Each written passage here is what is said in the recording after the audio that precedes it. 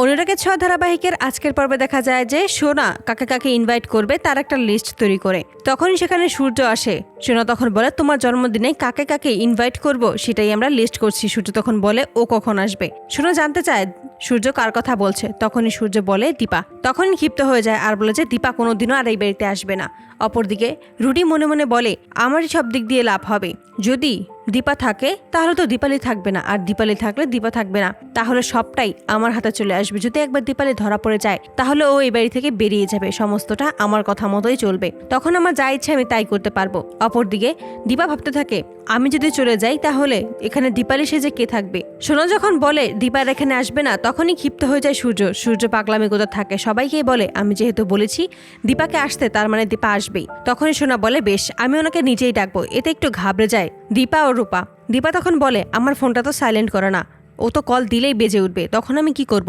তখনই রূপা সোনাকে আটকাতে চায়, কিন্তু তখনই সূর্য তখন বলে আমাদের পার্সোনাল ব্যাপারে আমরাই কথা বলবো, আপনি কেন আমাদের মাঝখানে আসছেন। সোনাকে বলে তুমি কল দাও। সোনা যখনই ফোন দেয় তখনই হঠাৎ করে দীপার ফোনটা বেজে ওঠে। রূপা কি করবে বুঝতে পারে না, তাই চায়ের ট্রে সেখান থেকেই ভেঙে ফেলে। এতে করে সকলের মনোযোগ সেই দিকে চলে গেলে দীপা নিজের ফোনটা সাইলেন্ট করে নেয়।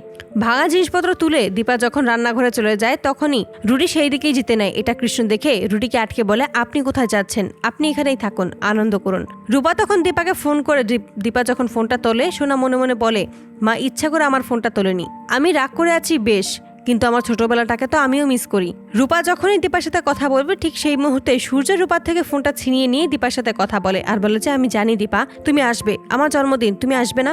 দীপা তখন কি বলবে বুঝতে পারে না, তাই বলে যে হ্যাঁ আমি আসবো, আপনি কোনো চিন্তা করবেন না। তখনই সূর্য বলে তোমাকে আসতেই হবে, তোমার কাছে আমার অনেক প্রশ্ন আছে, অনেক প্রশ্ন জমা আছে, তার সবকিছুর উত্তর আমার চাই। ফোন যখন রেখে দেয় ঠিক সেই মুহূর্তে রুডিকে পেছনে দেখতে পায়। তখনই ঘাবড়ে যায়, ভাবতে থাকে যে দীপা সমস্ত কথা কি রুডি শুনে ফেললো। রুডি যখন দীপার দিকে আসতে নেবে ঠিক তখনই একটা কাচের বোতল রুডির দিকে এগিয়ে দেয়, তাতে স্লিপ কেটেই রুডি সেখানেই পড়ে যায়। রুডির চিৎকার শুনে সকলে এসে রুডিকে ধরে নিয়ে যায়। রুডি তখন মনে মনে বলে এবার আমার চমক জন্মদিনের পার্টিতেই আমি দেখাবো।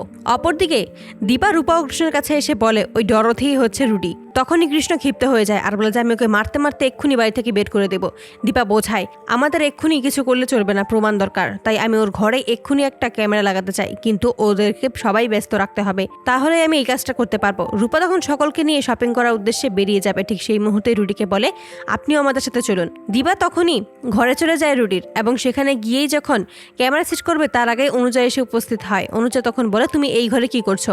দীপা বলে পরিষ্কার করতে এসেছি। অনুজার সাথে কথা বলতে বলতে ফুলদানির মধ্যেই ক্যামেরাটা সেট করে দেয় আর সেখান থেকে চলে আসে।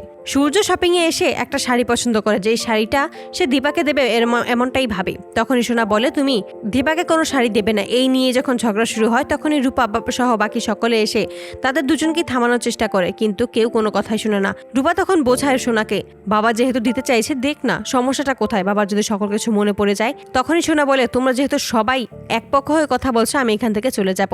সকলে মিলে সোনাকে আটকানোর চেষ্টা করে। ঠিক সেই মুহূর্তেই দীপা যখন আসে সোনাকে বোঝানোর জন্য তখনই দীপা আসে সোনাকে বোঝানোর জন্য, আর সেই মুহূর্তেই সূর্যের হাত থেকে শাড়িটা দীপার হাতে এসে পড়ে। এতে করে কৃষ্ণজয় ও রূপা তিনজনেই খুশি হয়ে যায়।